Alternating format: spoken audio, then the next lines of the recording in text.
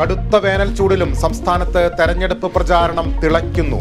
EP. ജയരാജനും Rajeev ചന്ദ്രശേഖറും business പങ്കാളികളെന്ന ആരോപണം വിടാതെ UDF. ചിത്രം പുറത്തുവിട്ട് കോൺഗ്രസ് നേതാവ് ജ്യോതികുമാർ ചാമക്കാല. സാമൂഹ്യക്ഷേമ പെൻഷൻ വിതരണത്തിലെ അപാകതയും ചർച്ചയാക്കി UDF. കേന്ദ്ര അവഗണന പ്രചാരണ ആയുധമാക്കി LDF.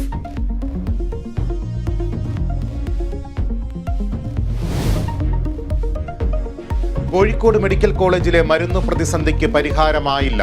വിതരണക്കാരുമായി മെഡിക്കൽ കോളേജ് സൂപ്രണ്ടിന്റെ ചർച്ച ഇന്ന്. കുടിശ്ശിക നൽകാതെ പിന്നോട്ടില്ലെന്ന് മരുന്ന് വിതരണക്കാർ.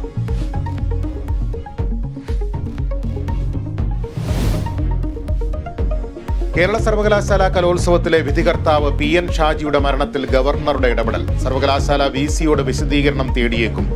സത്യസന്ധമായ അന്വേഷണം ആവശ്യപ്പെട്ട് ഗവർണർക്ക് ബന്ധുക്കളുടെ പരാതി.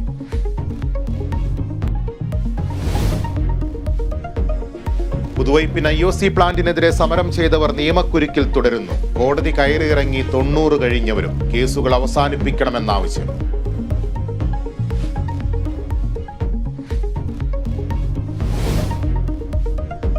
ചാവക്കാട് നഗരത്തിൽ വൻ തീപിടുത്തം. 3 കടകൾ കത്തി നശിച്ചു.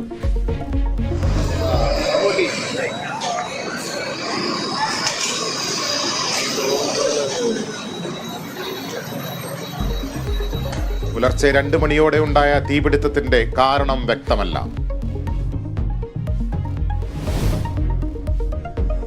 വനിതാ പ്രീമിയർ ലീഗിൽ റോയൽ ചലഞ്ചേഴ്സിന് ആദ്യ കിരീടം. ഡൽഹി ക്യാപിറ്റൽസിനെ തോൽപ്പിച്ചത് 8 വിക്കറ്റിന്. റോയൽ ചലഞ്ചേഴ്സിന്റെ വിജയം സ്പിന്നർമാരുടെ കരുത്തിൽ. മലയാളി താരം ആശാ ശോഭനയ്ക്ക് 2 വിക്കറ്റ്.